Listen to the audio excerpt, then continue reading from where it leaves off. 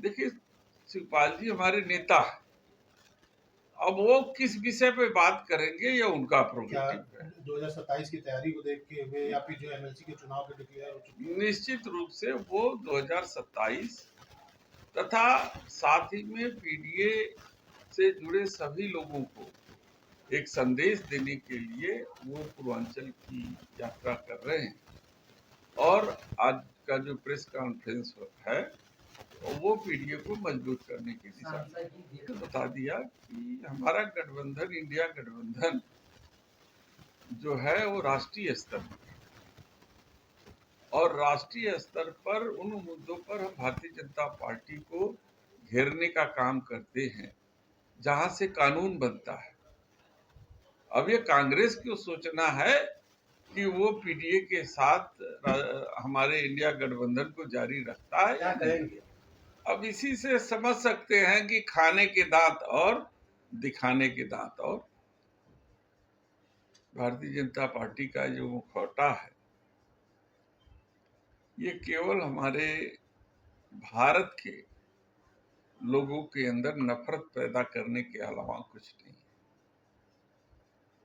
हमें तो आश्चर्य हो रहा है कि ये सब चीजें बहन जी को क्यों नहीं नजर आती है। बहन जी ने इतनी बड़ी रैली की और समाज के अत्यंत पिछड़े कमजोर तबके की वो नुमाइंदगी करती है, अपने को दर्शाती हैं कि हम उनकी नुमाइंदगी करते हैं, लेकिन जब मंच पे जाती हैं तो इन फिरका परस्ती ताकतों की तारीफ करती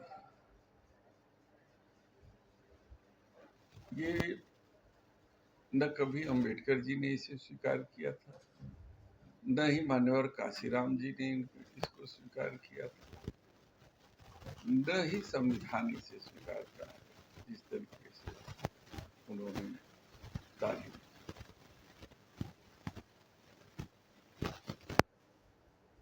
तो आज जो समाज है वो समझ चुका है कि उसका भला। लोकसभा में हम करीब 50 सीट जीत चुके थे, लेकिन बेईमानी करके हमारे 8-10 सीटों को हराया गया।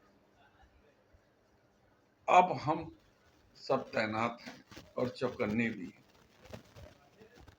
और एसआईआर के जरिए जैसे जिस तरीके से वोट चोरी करने का काम भारतीय जनता पार्टी चुनाव आयोग से मिलकर के करने की कोशिश कर रही है, पहला विरोध उसको बिहार में झेलना पड़ा। अगर उत्तर प्रदेश में आएगी तो मैंने पहले भी कह दिया था और आज भी कह रहा हूं कि गरीबों को वोटर लिस्ट से वंचित करने से पहले जो पुश्तैनी से रह रहे हैं, कई पुश्तों से जो सरकारी जमीन पे रह रहे हमारे गरीब समाज के लोग हैं, उनको उनका अधिकार देना पड़ेगा। यदि उनको बिना अधिकार दिए एसआईआर की प्रक्रिया जारी करती है सरकार, तो हम सब सड़कों पर उतरेंगे और इसका घोर विरोध